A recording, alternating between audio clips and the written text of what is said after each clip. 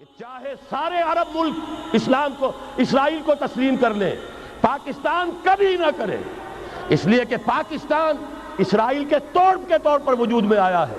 اللہ نے اسے اسرائیل کے وجود میں آنے سے 1 سال قبل وجود بخشا ہے۔ ہم کبھی تسلیم نہیں کریں گے۔ اصل میں تو جنگ ہمیں کرنی ہے، مقابلہ ہمیں کرنا ہے۔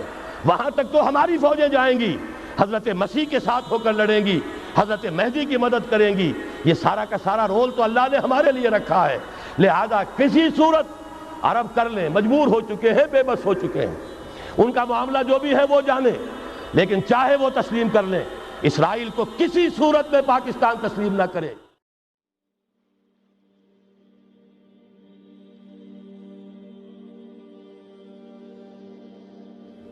اسی طریقے سے فورن پالیسی کے ضمن میں 3 باتیں، بلکہ فورن کیا، وہ تو ہماری اندرونی بھی ہے۔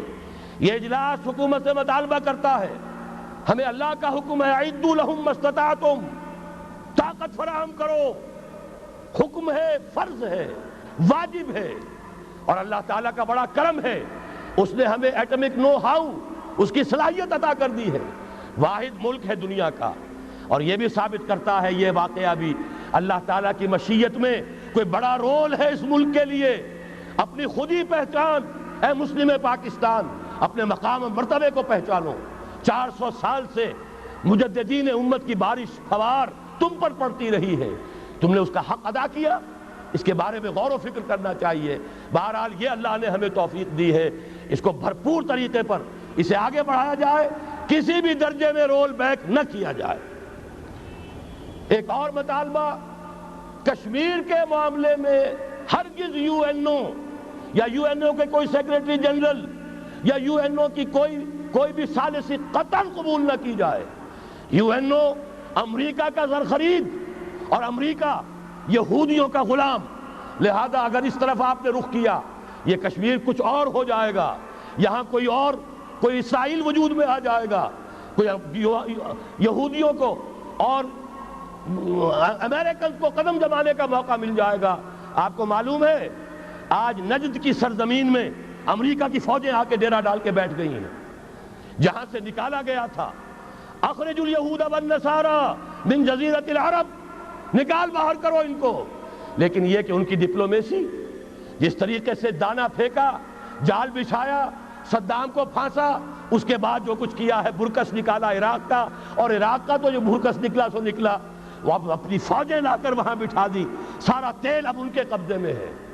یہی معاملہ ہوگا یہاں، ہندوستان اور پاکستان دونوں دیکھتے رہ جائیں گے بلیوں کی طرح، اور وہ بندر چچا سام بندر جو ہے ساری روٹی خود کھائے گا، کسی کے ہاتھ کچھ نہیں آئے گا۔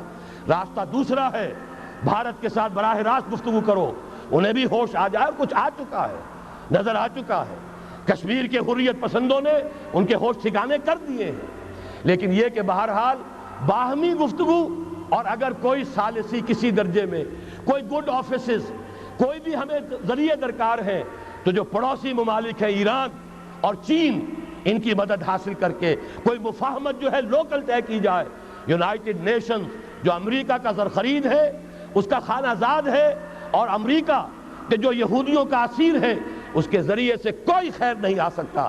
اور آخری مطالبہ کہ چاہے سارے عرب ملک اسرائیل کو تسلیم کر لیں، پاکستان کبھی نہ کرے، اس لیے کہ پاکستان اسرائیل کے طور پر وجود میں آیا ہے۔ اللہ نے اسے اسرائیل کے وجود میں آنے سے 1 سال قبل وجود بخشا ہے۔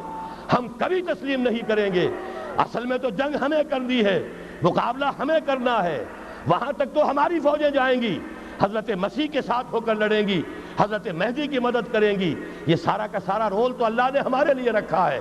لہذا کسی صورت عرب کر لیں، مجبور ہو چکے ہیں، بے بس ہو چکے ہیں، ان کا معاملہ جو بھی ہے وہ جانیں، لیکن چاہے وہ تسلیم کر لیں، اسرائیل کو کسی صورت میں پاکستان تسلیم نہ کرے۔